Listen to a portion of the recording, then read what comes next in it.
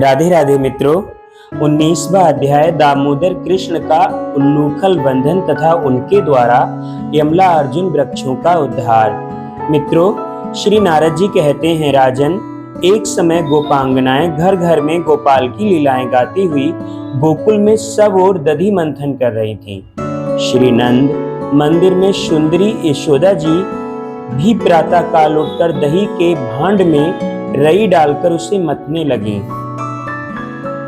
मथने की आवाज सुनकर बालक श्री नंदन भी नवनीत के लिए कौतूहलवश मंजीर की मधुर ध्वनि प्रकट करते हुए नाचने लगे।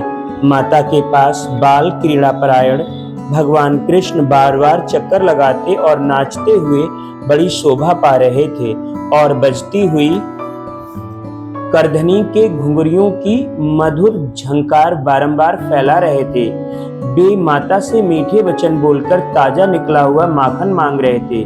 जब वह उन्हें नहीं मिला तब वे कुपित हो उठे और एक पत्थर का टुकड़ा लेकर उसके द्वारा दही मथने का पात्र फोड़ दिया। ऐसा करके वे भाग गए। यशोदा जी भी अपने पुत्र को पकड़ने के लिए पीछे पीछे दौड़ी। वे उनसे एक ही हाथ आगे थे, किंतु वे उन्हें पकड़ नहीं पाती थी। जो योगीश्वरों के लिए भी दुर्लभ हैं, वे माता की पकड़ में भला कैसे आ सकते हैं।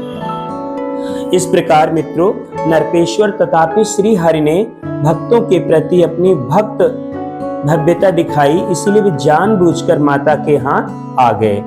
अपने बालक पुत्र को पकड़कर मैया यशोदा रोष पूर्वक उखल में बांधना आरंभ कर दिया। वे जो बड़ी से बड़ी रस्सी उठाती, वही वही उनके पुत्र के लिए कुछ छोटी पड़ जाती थी। जो प्रकृति के तीनों गुणों से ना बन सके, वे प्रकृति से परे विद्यमान परमात्मा यहाँ के गुण से अर्थात रस्सी से कैसे बन सकते हैं। जब यशोदा मैया बांधते बांधते थक गईं और हतोत्साहस होकर बैठ रही थीं तथा बांधने की इच्छा भी छोड़ बैठी थीं, तब ये स्वच्छंद गति से भगवान श्री कृष्ण स्ववश होते हुए भी कृपा करके माता के बंधन में आ गए। भगवान की ऐसी कृपा कर्म त्यागी ज्ञानियों को भी नहीं मिल सकी, फिर जो कर्म में आसक्त हैं उनको तो मिल ही कैसे सकती है। यही भक्ति का प्रताप है कि वे माता के बंधन में आ गए। हे नरेश्वर, इसीलिए भगवान ज्ञान के साधक आराधकों को मुक्ति तो दे देते हैं, किंतु भक्ति नहीं देते। उसी समय बहुत सी गोपियां भी शीघ्रता पूर्वक वहां आ पहुंची। उन्होंने देखा कि दही मथने का भांड फूटा हुआ है और भयभीत नंद शिशु बहुत सी रस्सियों द्वारा ओखली में बंधे खड़े हैं। ये देखकर उन्हें बड़ी दया आई और वे यशोदा जी से बोली। मित्रों, इस प्रकार गोपियों ने कहा, नंदरानी, तुम्हारा ये नन्हा सा बालक सदा ही हमारे घरों में जाकर बर्तन पहाड़े फोड़ा करता है, तथापि हम करुणावश इसे कभी कुछ नहीं कहती। हे ब्रजेश्वरी यशोदे, तुम्हारे दिल में जरा भी दर्द नहीं है। तुम निर्दयी हो गई हो। एक बर्तन के फूट जाने के कारण तुमने इस बच्चे को छड़ी से डराया धमकाया है और बांध भी दिया है। श्री नारद जी कहते हैं, हे राजन, उन गोपियों ने ऐसा कहने पर यशोदा जी कुछ नहीं बोली। वे घर के काम धंधों में लग गईं। इसी बीच मौका पाकर श्री कृष्ण ग्वाल बालों के साथ वह ओखली खींचते हुए श्री यमुना जी के किनारे चले गए। यमुना जी के तट पर दो पुराने विशाल वृक्ष थे जो एक दूसरे से जुड़े हुए खड़े थे। वे दोनों ही अर्जुन वृक्ष थे। भगवान कृष्ण हंसते हुए उन दोनों वृक्षों के बीच में से निकल गए। ओखली वहां टेढ़ी हो गई थी, तथापि श्री कृष्ण ने सहसा उसे खींचा। खींचने से दबाव पाकर वे दोनों वृक्ष जड़ सहित उखड़कर पृथ्वी पर गिर पड़े। मित्रों, वृक्षों के गिरने से जो धमाके की आवाज हुई वृक्षों के गिरने से जो धमाके की आवाज हुई वह वज्रपात के समान भयंकर थी। उन वृक्षों से दो देवता निकले, ठीक उसी तरह जैसे काष्ठ से अग्नि प्रकट होती है। उन दोनों देवताओं ने दामोदर भगवान की परिक्रमा की और अपने मुकुट से उनके पैर छुए और दोनों हाथ जोड़े। वे उन श्री हरि के समक्ष नतमस्तक होकर खड़े हो गए और इस प्रकार बोले। दोनों देवता कहने लगे, हे अच्युत भगवान कृष्ण, आपके दर्शन से हम दोनों का इसी क्षण ब्रह्मांड से मुक्ति मिल गई। हे प्रभु, हम दोनों आपके निज भक्तों की अवहेलना ना हो। आप करुणा की हे जगत का मंगल करने वाले, आपका स्वभाव है सबका भला करना। हे दामोदर, कृष्ण और गोविंद को हम बारंबार नमस्कार करते हैं। श्री नारद जी कहते हैं, राजन, इस प्रकार श्री हरि को नमस्कार करके वे दोनों देव कुमार उत्तर दिशा की ओर चल दिए। उसी समय भय से कातर हुए नंद आदि समस्त गोप वहां आ पहुंचे। वे पूछने लगे, ब्रजबाल को बिना आंधी पानी के ये दोनों वृक्ष कैसे गिर पड़े? शीघ्र बताओ। तब उन समस्त ब्रजवासी बालकों ने कहा, इस कन्हैया ने ही दोनों वृक्षों को गिराया है।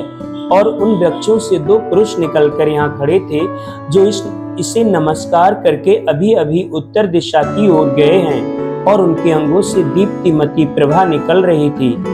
श्री नारद जी कहते हैं, राजन, ग्वाल वालों की ये बात सुनकर उन बड़े बूढ़े गोपों ने उस पर विश्वास नहीं किया। नंद जी ने ओखली में रस्सी से बंधे हुए अपने बालक को खोल दिया और लाड़ प्यार करते हुए गोद में उठाकर उस शिशु को सूंघने लगे।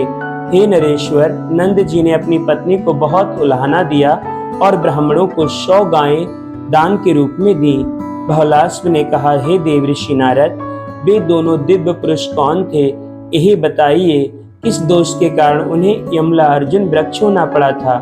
श्री नारद जी कहते हैं, राजन, वे दोनों कुबेर के श्रेष्ठ पुत्र थे, जिनका नाम था नल, कुबर और मणिग्रीव। एक दिन वे नंदन वन में गए और वहां मंदाकिनी के तट पर ठहरे। वहां अप्सराएं उनके गुण गाती रहीं और वे दोनों वारुणी मदरा से मतवाले होकर वहां नंग धड़ंग विचरते रहे। एक तो उनकी युवावस्था थी और दूसरे वे द्रव्य के दर्प से दर्पित थे। उसी अवसर पर किसी काल में देवल नामधारी मुनीन्द्र, जो वेदों के पारंगत विद्वान थे, उधर आ निकले। उन दोनों कुबेर पुत्रों को नग्न देखकर ऋषि ने उनसे कहा, तुम दोनों के स्वभाव में दुष्टता भरी है, तुम दोनों अपनी शुद्ध बुद्ध खो बैठे हो। इतना कहकर देवल जी फिर बोले, तुम दोनों वृक्ष के समान जड़, भ्रष्ट तथा निर्लज्ज हो। तुम्हें अपने द्रव्य का बड़ा घमंड है, अतः तुम दोनों इसी भूतल पर 100 दिव्य वर्षों के लिए वृक्ष हो जाओ। जब द्वापर के अंत में भारत वर्ष के भीतर मथुरा जनपद के ब्रज मंडल में कलिंद नंदिनी यमुना के तट पर महावन के समीप तुम दोनों साक्षात परिपूर्णतम दामोदर हरि गोलोकनाथ श्री कृष्ण का दर्शन करोगे, तब तुम्हें अपने पूर्व स्वरूप की प्राप्ति हो जाएगी। श्री नारद जी कहते हैं, नरेश्वर, इस प्रकार देवल के शाप से वृक्ष भाव को प्राप्त हुए नलकुबर और मणिग्रीव का भगवान कृष्ण ने उद्धार किया। मित्रों, इस प्रकार श्री गर्ग संहिता में गोलोक खंड के अंतर्गत नारद बहुलास्व संवाद में उलूखल बंधन और यमला अर्जुन मोचन नामक 19वां अध्याय पूरा हुआ। कल हम फिर आपसे मुलाकात करेंगे 20वां अध्याय में, जिसमें भगवान कृष्ण की माया एवं दुर्वासा द्वारा गोलोक में श्री कृष्ण दर्शन तथा श्री नंद नंदन स्तोत्र का विस्तार से वर्णन करेंगे। तब तक के लिए अपना ख्याल रखिएगा। राधे राधे। जय श्री कृष्णा।